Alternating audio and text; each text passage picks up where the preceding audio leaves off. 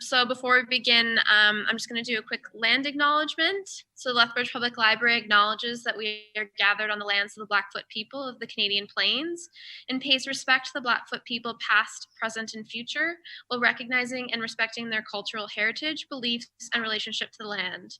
The city of Lethbridge is also home to the Métis Nation of Alberta Region 3. So we are very excited to have Danica with us today. Danica Stone is an author, artist, and educator who discovered a passion for writing fiction while in the throes of her master's thesis. A self-declared bibliophile, Danica now writes novels for both teens, Switchback, Internet Famous, and All the Feels, and adults, Edge of Wild, The Dark Divide, and Fall of Night. So really excited to have Danica here. All of her books are available through the University of Lethbridge bookstore. She's graciously signed some. So if you just go to the Watts website and follow the links to the University of Lethbridge bookstore, you can find them there. Do you want me to start with the video first, Danica? That would be awesome. Thank you. Okay, let's do that.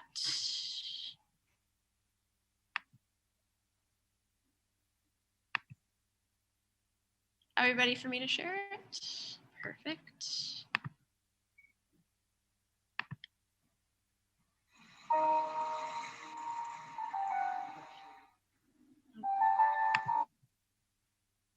Sorry, it bumped the sharing off, so let's just go back.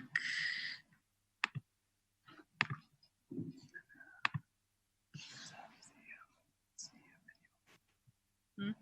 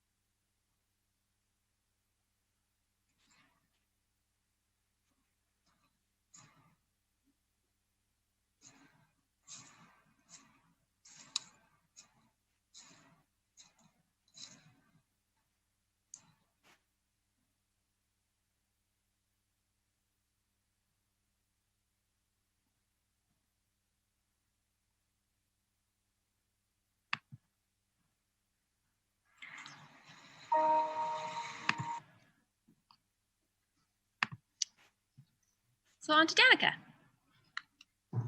Hey.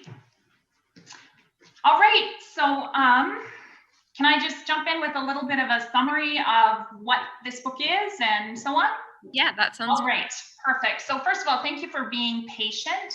I do not know exactly what was going on with Zoom, but I'm so glad you stuck around, and thank you for that.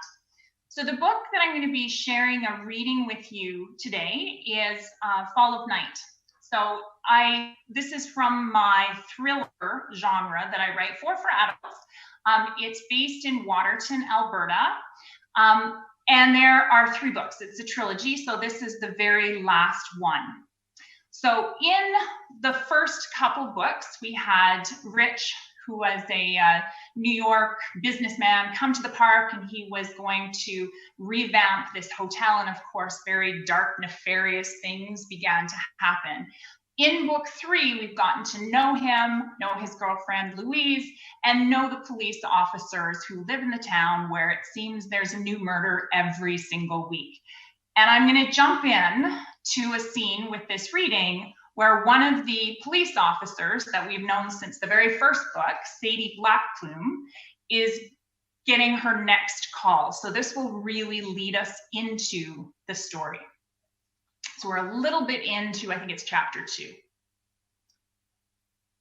The sky had darkened to slate gray by the time Constable Blackplume and Constable Wyatt reached the parking area next to the buffalo paddocks. Sadie parked their vehicle in front of a line of sandstone slabs, pocketed her keys, and climbed out. The rocks were the park's way of preventing people from driving onto parkland, and while Sadie appreciated the environmental approach, she was also annoyed that they couldn't drive the rest of the way. There was a body to deal with. Constable Ben Graydon from the Pincher Creek Police Service waited at the far end of a line of vehicles. He looked up as Sadie stepped from the car. He was auburn-haired, his nose freckled and peeling, and he had the same raw-boned physique of the ranchers who lived in the area. He strode to Sadie's side and stopped, grinning. "Constable Blackplume." She nodded. "That's me." "Thanks for coming out. I know it's not ideal timing," he said, waving to the darkening sky, "but I didn't want to waste any time. The body's got to be moved before the animals get to it." "Appreciate you calling us," she said, then glanced to where Jordan was pulling the camera and evidence kit from the back of the police vehicle. "Hey, Jordan, while you're back there, can you grab a couple of spare pairs of gloves?" "You got it, Sadie." She turned back to Constable Graydon. Behind him, an ambulance waited alongside a police cruiser labeled Pincher Creek Police. "I'm Ben, by the way." The officer offered his hand, and Sadie shook it. His fingers were warm despite the chill, his grip strong but not crushing. "I was friends with Jim Gladstone back when we were in school," he added. Jim's name was a kick in the gut. Sadie jerked her hand back, smile disappearing. "Right. You used to work with Jim, right?" Sadie gritted her teeth and nodded. Ben rocked on his heels. "I was so sorry to hear about." "So where's this body at, anyhow?" she interrupted. "I want to get started." "Over there, at the edge of the foothills," Ben pointed, "where the slope starts to rise." "That'd be Indian Springs," Jordan said. Sadie nodded as he came forward, the camera bouncing on his chest, both arms full of equipment. "It's a little lake on the edge of the park. Some drought years, it dries up entirely." "Interesting." Sadie took the evidence kit and turned to Ben. "You ready to go, Constable Graydon?" "Ben, please." She stared at him for a second. "Okay, Ben," she said. "You ready?" "You bet. I'll tell the EMTs to grab their gear and follow us. They can take the body into Lethbridge for an autopsy once you're done." "Thanks." Sadie scanned the horizon. The mountains were black shapes against the dull silver of the sky. Night was falling. Even with the lights they carried, they'd soon be wandering around in the dark. "Better get moving," she said. "Want to get as much of the scene tagged as we can before we lose the light." They walked for a few minutes in silence before Sadie said, "We'll need to mark off the entire area, Jordan. Block off the whole lake from hikers." "Oh, my team already secured the perimeter," Ben said. Sadie frowned. "You did what?"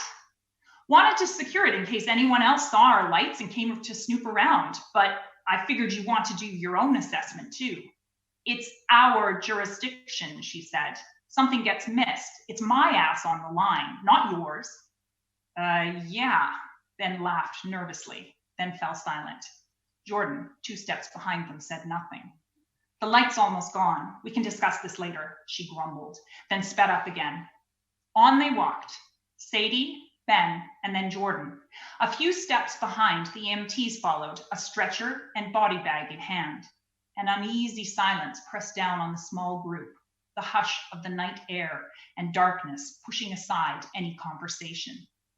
20 minutes in, and Sadie's back was slick with sweat, her neck itchy. The small group was surrounded by flying, biting insects, and she swatted them as she trudged through the overgrown grass. Mosquitoes whined in her ear. Ben should have contacted them the minute he got the call about the body, she thought. She didn't want to be out here, running around in the dark. And then, almost as quickly, Sadie thought of Jim, her one-time partner. Even now, years after his death, he popped to mind on a daily basis. She knew what he'd say in this situation. "Relax, Sadie. You're just worried because it's a body." And she was. "Probably nothing to it," Jim would tell her if he was here. "Some outback hiker who got lost and died of exposure." That was entirely possible. It had happened in Waterton before. But another, Less confident voice niggled at the back of her mind, the voice of doubt. What if that wasn't what happened? What if this wasn't an accident? Then she and Jordan, a kid just 3 years out of the academy, had a murder to investigate, and she'd done too many of those in the last few years. Sadie wiped a line of sweat from her brow as a small lake, a pond really, finally came into view. How'd the hunters find the body? She panted. They would have had to hike past the park boundary even to see her out here. If they were hunting, they shouldn't have been inside the park. They say they saw the body through their rifle sights, Ben said. And you believe them? They're a couple of kids from Hill Spring, he said. Never been in any trouble before, never stepped out of line. You interviewed them both, she asked. I did. Anything seemed strange? Anything that didn't add up? Ben frowned. Nothing. They were out together when they saw the body through the scopes. They had hunting licenses and they were out following a herd of deer. Ben shrugged. Good kids, respectful. They even asked permission to cross the Dunnerin Ranch to reach the forest reserve. Sadie pursed her lips. So you believe them? I've no reason not to believe them. Like I said, good kids. Sadie shook her head. She knew too well how the people who hid in plain sight were the most dangerous. Not sure I have your confidence, she said. Still seems pretty suspicious to me. At least they called in the body, Jordan said. If they hadn't, well. He left the thought hanging like a thread between the three of them. Sadie's gaze flickered back to the flat shimmer of the pond. It was hidden in the elbow of the mountains on the park's east side, completely separate from any roads. Barring this overgrown trail, there was no access, no way to even get here. If those hunters hadn't called, Sadie said, no one would have found the body until spring. Except for the bears, Ben said. We're deep in grizzly territory here. Ranchers are riled up this time of year because the bears are taking their cattle, but they'll feed on anything they can find, dead or alive. If those hunters hadn't called, well, I doubt there'd be anything to find come spring. Right. Her feet slowed as they neared the boggy edge of the lake. The scent of waterlogged carrion rose in a wave. Sadie swallowed hard and began to breathe through her mouth. Behind her, she heard Jordan gag. Ben cleared his throat. Come on, he said. The guys and I made note of a few things, but he ducked his chin. Like you say, Constable Blackplume, you'll want to check it yourself. Thanks. She flicked her braids back behind her shoulders. So Jordan, you want to document the scene or tag? His gaze moved skittishly to the body and then away again. Even in the half darkness, he looked green. I'll handle the camera if that's okay with you. Fine with me, Sadie said. Let's start with the body then. We can check the trees tomorrow when it's light, but we should get the body out of here before anything else finds it. Right, Jordan lifted the camera. You tell me what to take. Sadie nodded. She walked slowly to the body, forcing her mind into that white space she went to when she needed to deal with a gruesome crime scene, like the day that Jim had been killed, and she and Jordan had responded. Her mind took in the pond and the dead girl with a lack of emotion. Her clarity hatched out of the horror she was analyzing. Look at the pieces. She remembered Jim telling her the first time they'd analyzed a crime scene.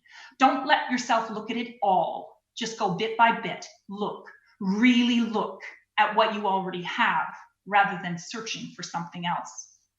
She reached the edge of the pond where the body lay. The mud was churned with footprints, but they'd been worn down to pockets of undefined mud by the rain of the last days. This isn't an accident. Seeing a single line of prints, a police officer's shoes if she had to guess, her lip curled. She glanced over her shoulder. You guys looked for footprints before you walked up? We did. Constable Graydon nodded. Took photos too, he said. I'll get them to you. He stepped up to her. These two sets here, he said, pointing down at the clean edged prints in the mud. Those ones are us. The rest are left over from whoever brought her here. Sadie's gaze drifted to the others. They were lumpy and indistinct, blurred away by the passage of time. She swore under her breath.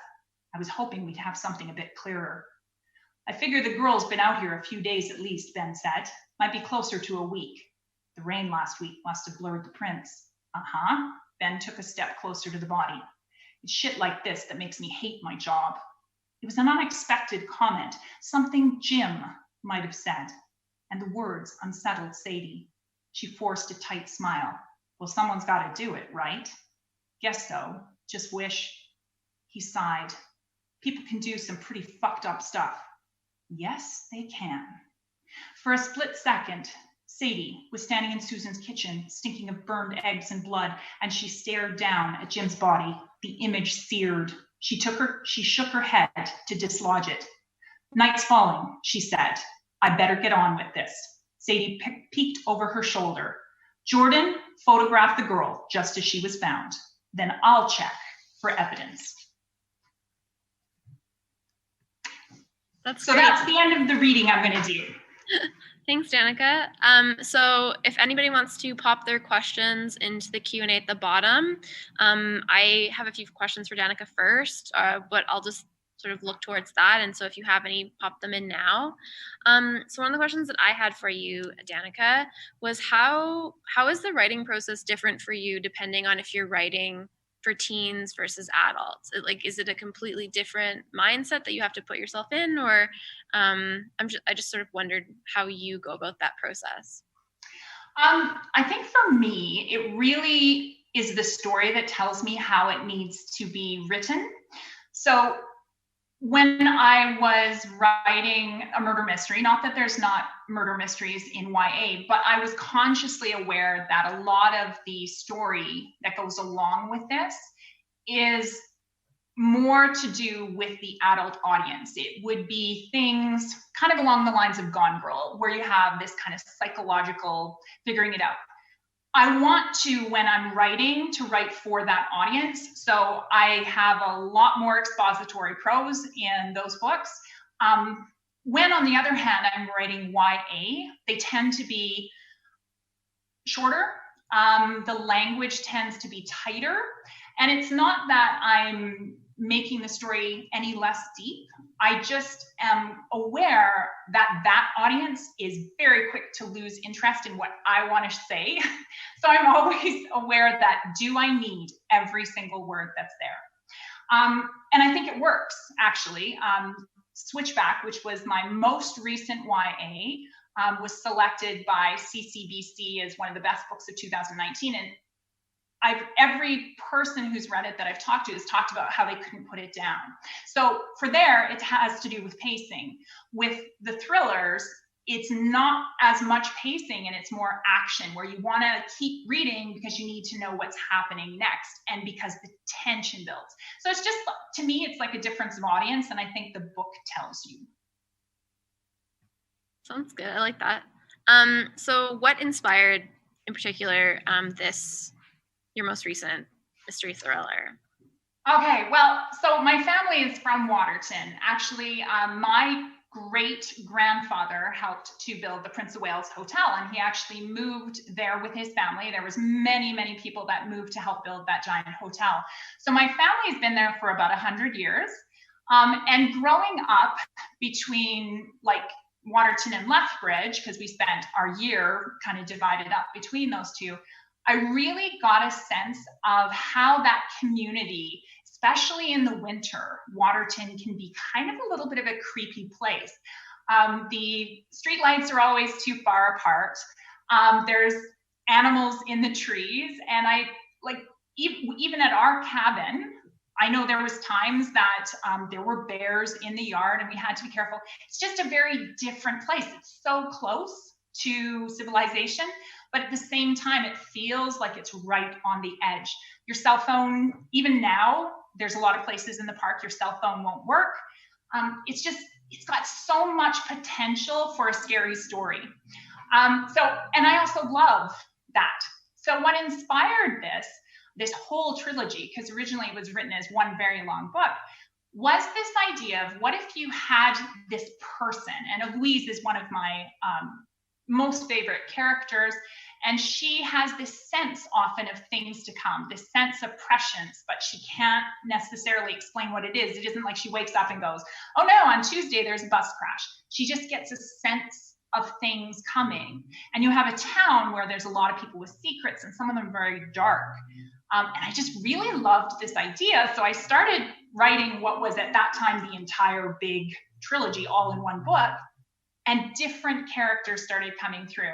So I started with the idea of Louise. She was my character. I wanted to talk about what it was like to be in this really creepy place and throw in some murders. And other characters just showed up. I completely get what you're saying about like Waterton, especially in the winter, like with the snow hitting like the tops of the roofs, and it's just, yeah, it's its own character itself almost.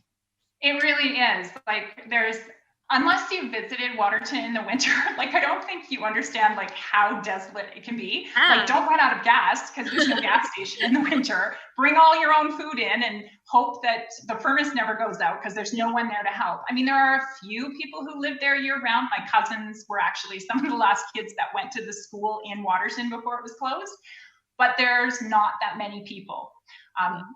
It's a pretty special place. And I grew up with a lot of stories about it, and some of them were kind of little creepy stories, almost with a little bit of a supernatural bent to them. And so I, of course, scavenged those stories and made them part of the story that I wrote as well. So what was your favorite part of writing this story? Okay, so for this one in particular, so this is book 3, I had my whole story planned out. I was ready to write it, and kind of logically I had all the chapters, and I'd written about Ben and Sadie, and I knew how they were going to figure this out, and Jordan was the young rookie. And so I started writing at a time that there was a lot of stuff going on in my own life. My brother was very, very ill. He was on the organ transplant list at that time. And during the time I was writing, he passed away. And it was this feeling of like, oh my gosh, I've lost this person who's like one of the most important people in my life. And what I found is that these characters started to come out. So tiny bit of a spoiler. I've already told you Jim has passed away. That was part of what I read. But Jim shows up at one point, and Sadie's like, I don't believe in ghosts. Like, I'm going crazy. I need to sleep more. This is adrenaline. What's going on? And what I found is like these things that I was thinking about, that I was processing in losing a brother, started to really come through in the storyline. So I did not intend for Jim's ghost to randomly appear, but writing that part, it's one of the few scenes I did not really have to edit anything. It really was that kind of channeled writing where you're just in flow, and it's kind of magical. So that one definitely is my favorite part of writing this book, was having characters appear that I didn't really plan for. That must be one of the best parts, though, of writing, is like you kind of have a path, but then as you're writing, you know, new things sort of evolve, and that's probably often some of the best things that come out of the process, I would think. I totally agree. I think like getting to that point can be difficult, but once you get to it, it's like the words just come. Yeah. You must have to keep yourself very open, though, right? Like you can't keep, like, I know you probably have like a plan when you go forward, like this is sort of where you want to go, but you got to stray from that. Otherwise it probably box you in quite quickly. Yes. Yeah. And I think, for me, having a plan, especially for a thriller, so I have the murder, and then I want to lay out, you know, a few people that you could potentially think it is, so that, you know, it's not boring to read. That's important, but far more important is actually just seeing where the story kind of goes on its own and what relationships are built. And that all takes place in flow. And for me, I need to get into the pattern of bare minimum 1,000 words a day before I can even reach that. That's my process. I know there's people who, you know, can write more or less, but for me, it's like a tipping point. I've got to reach that amount, and then it starts to just happen. And I'll actually wake up in the night, and I can kind of hear what's happening with the characters, and I keep a notepad beside my bed, and I just jot it down, and then go back to sleep and add it in the morning. It's like my brain is on autopilot writing the book. I'm not even like, I'm there obviously, but it feels more like channeling in some ways. Oh, that's really neat. So Richard has a question. Okay. He wrote, when you start writing one of your books, do you know how it will end, or does the ending evolve into place? It's definitely more an evolution. I'll tell you right now, in book one, the person that I thought was guilty was absolutely not guilty. And I didn't know that until I was about 2/3 of the way through. And when all of a sudden there was a revelation, I was like, whoa, it's this person instead. And when I went back and reread, I had put in clues. So I do really think it's your unconscious mind has those answers already. So for me, it's a very rough plan. And I do mean rough. Like, I know some people write these long descriptions of chapters. For me, it's about 20 pages of just general notes. I think this will happen, and then this happens, and then, and I just kind of say, and, fill in the blank. We need someone else to kind of divert the plot over here, and then I fill it in as I go. And the longer I write, the more that plan changes. So kind of going off of that, I've always wondered, what's the process, having to write like a standalone novel versus a sequel versus like in your case, trilogies. Like, what is that process like? Do you sort of plan everything at the beginning? Do you sort of, change as you go about? But I've always been interested in that process.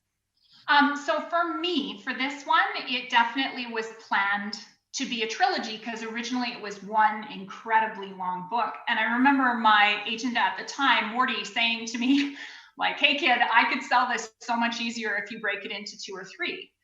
And it kind of had 3 natural parts to it. So I broke it into 3. And then just through editing, I mean, it really changed it up. But I kind of had the arcs anyway. What I have loved in getting feedback from people who've been kind of my early readers is that they are seeing in book 3 things that I laid out in book 1. And I don't know that I could have done that unless I'd written it all at once, kind of the main plot. I'm sure there's people like George R.R. Martin who can just come up with something new, but you've got to grab all those threads then, right? Because you've laid out the path. It's, to me, much easier if I at least have a rough plan. So after breaking the big book up, I had about, say, 20,000 words of book 3, and it was the main idea of what was going to happen. And lots of it had tied into book 1 and 2. I have another question.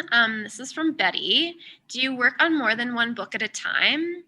And this being the 3rd in an adult trilogy, what's next? Another book for young readers, or you can stick with adults, they wonder. Okay, so yes, I will often work on planning more than one book at a time, but that's only planning. I don't actually spend time dedicated to writing more than one, because I find I need the clarity of the voices. So planning, yeah, I can have 3 or 4 books that I'm planning, and then I see which one kind of wants to be written. And I know that sounds like the books themselves choose, but it kind of is true. When I decide to write, I put the other ones just in my works in progress file, and then I just go full tilt onto whatever book I chose. And it's that try to get up to speed so it really starts to happen on its own.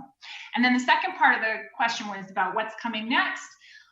So my agent, this is my agent, my new agent, Mo, she has a book on submission. So I'm, fingers crossed that something happens with that. That one is a YA, which it's one of those ones where I just fell in love with a character. So I'm eager to see if, anyone bites.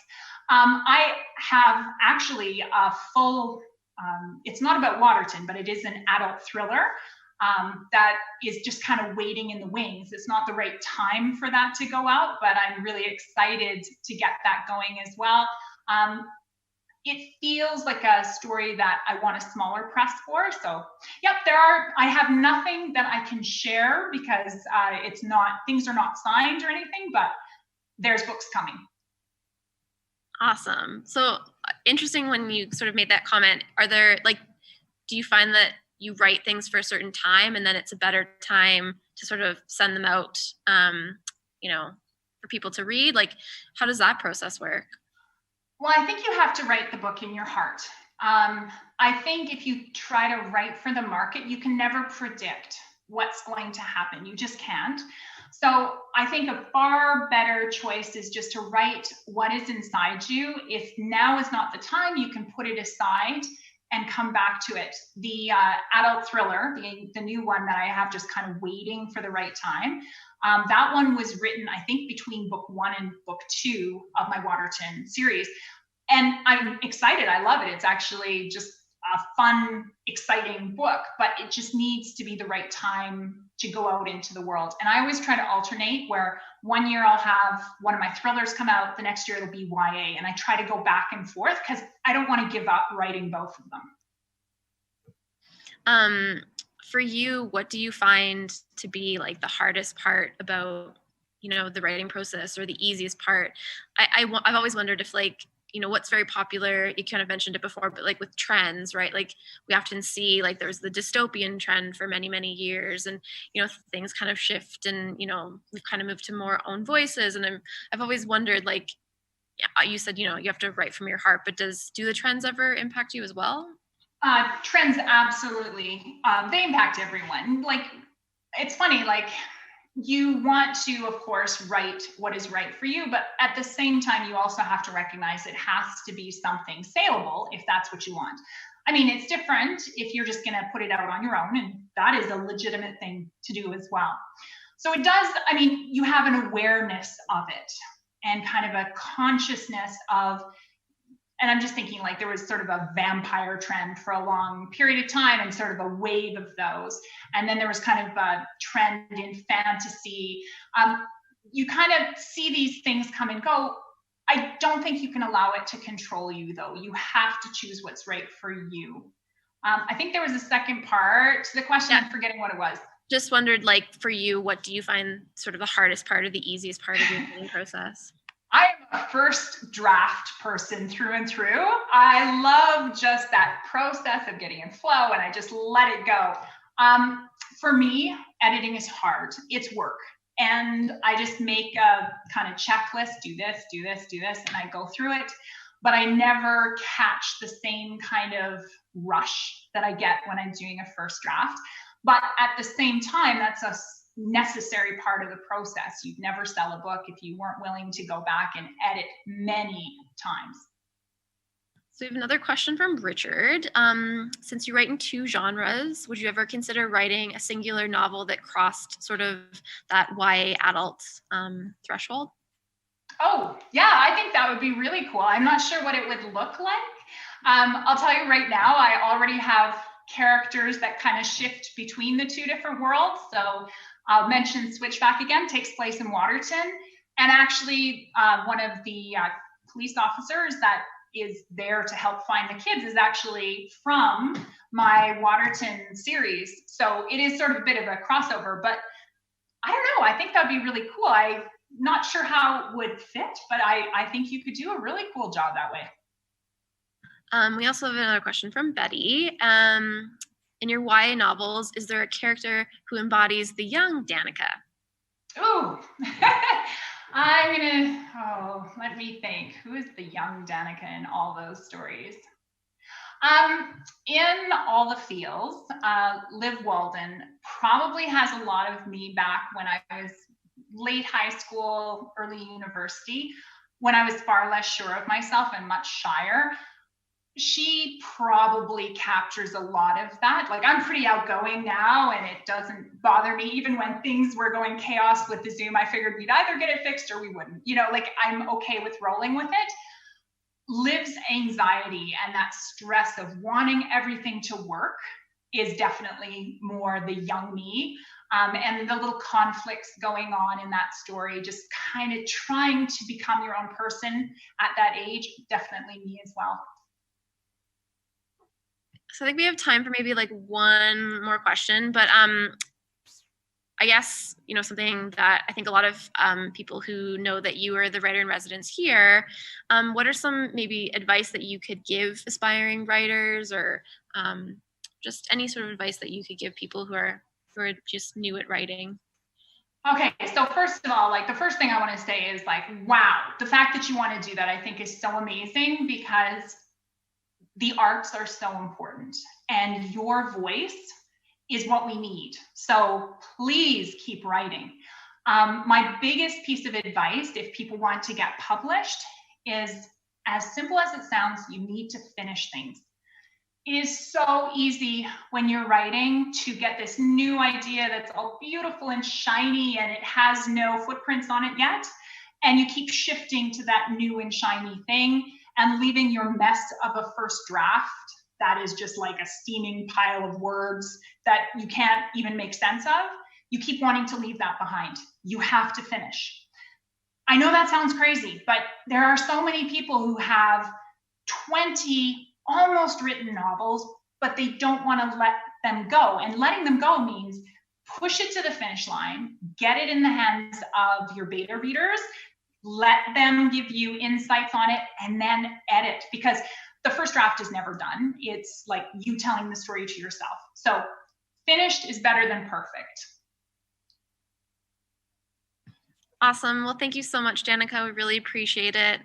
I'm Thank sorry you we had so a little much. technical at the beginning, but I think we worked through it and it was really great. And it's too bad it can't be in person this year, but we very much appreciate you still coming to talk to us. Thank you so much. I really enjoyed being here. And thank you everybody for being patient with the Zoom issue. I'm glad we got it worked out. Yes, thank you everyone.